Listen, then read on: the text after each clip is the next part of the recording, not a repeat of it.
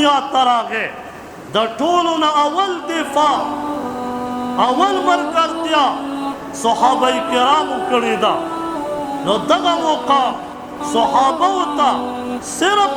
په دوو شیانو میلاو شه چې د الله راکړی شوی کتاب او د نبی علیه السلام په سنتو باندې، د نبی علیه السلام احادیثو باندې او د نبی علیه السلام احادیث صحابه کرامو په ځان پورې ولګول. انس رضی الله تعالی عنہ فرمایي وی نبی علیه السلام وفرمایل چې زما د امت صحابه